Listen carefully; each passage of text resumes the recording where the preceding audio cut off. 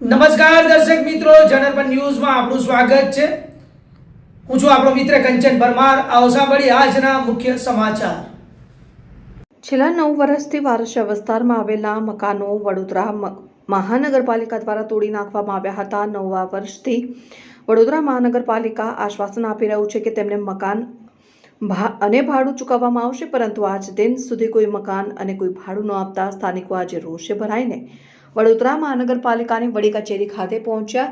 સાથે સાથે આગામી દિવસ ઇલેક્શન જાહેરાતને લઈને સ્થાનિકોએ ઉપગ્રહ વિરોધ કર્યો છે કે જો વોટ માંગવામાં આવશે તો ચપ્પલ ખાવો પડશે। તેઓ ઉગ્ર રજૂઆત મીડિયા સમક્ષ કરી હતી। વારસિયા સંજયનગર વિસ્તારમાંથી અમે આવ્યા છે। અમને ખાલી કેટલાય ટાઈમથી અમને ભર ચોમાસાની અંદર અમારા મકાનો ખાલી કર્યા। અમારા છોકરાઓ સ્કૂલ જતા હતા, તે સ્કૂલ બી અમારી બંધ થઈ ગઈ છોકરોની। હવે એટલા ટાઈમથી અમે બહાર નીકળીને રખડીએ છીએ, પેલા મકાનમાં બહુ રજડીએ છીએ, પણ અમારું કોઈ નથી સાંભળતું। અહીંયા અમે કોઈ અમને લઈ નહીં આવ્યું। અમે બધા લેડીઝો ભેગા થઈને પોતે જાતે અમે આવ્યા છે। અમુક કોઈ એમ નહીં કે વોટ આપવાના લીધે અમને કોઈ લાયા છે, અમને કોઈ લાવ્યું નથી। અમારી જાતે અમે પોતે આવ્યા છે। કેટલા મકાનો છે? મકાનો તો બહુ હતા, અમને 1800 મકાનો હતા। એટલે સમય ક્યાં તકલીફ છે તમને? 10 વર્ષના ઉપર થઈ ગયું છે, 10 વર્ષના ઉપર થઈ ગયું। આમાંથી ઇલેક્શન આવ્યું છે, શું કરશો? ઇલેક્શન ભલે કોઈ બી ને આવ્યું છે, એ અમારે કોઈને લેવા દેવા નથી। હવે તો ચંપલ પડશે ઇલેક્શન વાળાને બી, કેમ કે આટલા ટાઈમથી અમે રખડીએ છીએ, રજડીએ છીએ।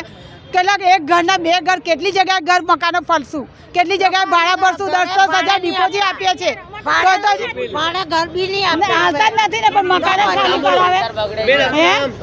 આશાબેન, શું સમસ્યા ખાસ છે? હું વારસિયા સંજયનગર જે ઝૂંપડપટ્ટી હતી, જે 9 વર્ષ પહેલાં તોડી નાખી હતી, એની રજૂઆત કરવા માટે આવી છું। હાઈકોર્ટનો ઓર્ડર હતો, પબ્લિક ફેવરમાં કેસ આવ્યો હતો કે પબ્લિકનું મકાન તોડ્યું છે, તેમને મકાનના બદલે મકાન બનાવીને 36 મહિનાની અંદર આપવામાં આવે, અને જે ભાડું જે 2000 રૂપિયા છે નક્કી કરવામાં આવ્યું હતું, એ ભાડું એ લોકોને સમય પર ભાડું ચૂકવવામાં આવે। તો છેલ્લા 1 વર્ષથી ભાડું નથી આપ્યું। મકાનનું કામ અત્યારે બંધ છે। 10મા મહિનામાં હાઈકોર્ટની પરમિશન જે આવેલી હતી એ પણ પૂરી થઈ રહી છે। 50% જેટલું કામ થયું છે અને હજુ 50% જેટલું કામ બાકી છે। તો આ લોકો 6 મહિનામાં 50% કામ પૂરું કરી નાખશે। 10મા મહિના સુધીમાં લોકોને મકાન આપી દેવામાં આવશે। ભાડું જે બાકી છે તો 9 વર્ષ થયા, તો આપણે કાઉન્ટિંગ કરીએ તો એ 108 ચેક થાય છે, એમાં એ લોકોએ 62 ચેક આપ્યા છે, અને હજુ અમારા 46 મહિનાનું ભાડું પેન્ડિંગ છે। અગર 46 મહિનાના ભાડાની અગર આપણે કાઉન્ટિંગ કરીએ છીએ તો 18 કરોડ ને 40 લાખ રૂપિયા જેટલું ભાડું પેન્ડિંગ બોલે છે।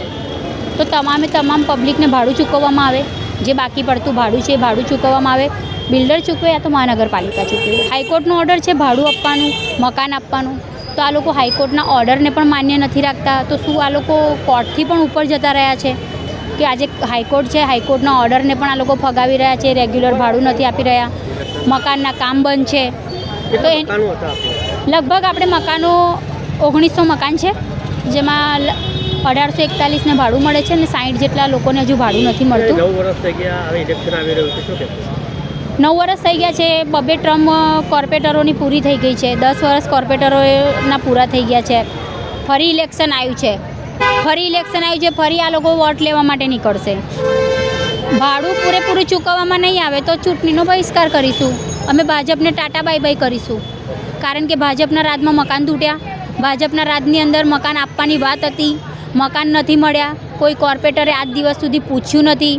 જ્યારે હાઈકોર્ટનો ઓર્ડર આવ્યો હતો ત્યારે કૂદતા ઢોલ નગારા ફટાકડા ફોડવા માટે અમારા સ્થાનિક 6 નંબરના કોર્પોરેટરો ભેગા થયા હતા, તૈયાર થાળી પર જમવા માટે, કારણ કે આંદોલન ચલાવ્યું મેં ને પ્રભુભાઈએ, લડત આપી અમે લોકોએ, હાઈકોર્ટમાં લડ્યા અમે લોકો, ઓર્ડર લાયા અમે લોકો, પણ જ્યારે મકાનનું જે ખાતમુહૂર્ત કરવાનું હતું ને, ત્યારે પેલું કહેતા નથી કે દૂધની મલાઈ ખાવા માટે, દૂધ ઉકાળીને આપણે કમ્પ્લીટ કર્યું અને એની મલાઈ ખાવા માટે, તો સ્થાનિક કોર્પોરેટરો આવ્યા હતા, ઢોલ નગારા ફટાકડા ફોડી અને મુહૂર્ત કરી અને ગયા। પછી કામ ચાલે છે, કેટલા ટાઈમમાં મકાન મળશે, હાઈકોર્ટના ઓર્ડર પ્રમાણે મકાન મળશે કે નહીં, રેગ્યુલર આ લોકોને ભાડું મળે છે કે નહીં, એની કોઈએ શોધ ખબર લીધી નથી સ્થાનિક કોર્પોરેટર। તમે અત્યારે કેમ જાગ્યા છો ભાજપ? અમે લોકો અત્યારે જાગ્યા છે કે ફરી ઇલેક્શન આવ્યું છે, તો અમારું જે 18 કરોડ 40 લાખ રૂપિયા જે ભાડું પેન્ડિંગ છે એ ભાડું અમને ચૂકવવામાં આવે।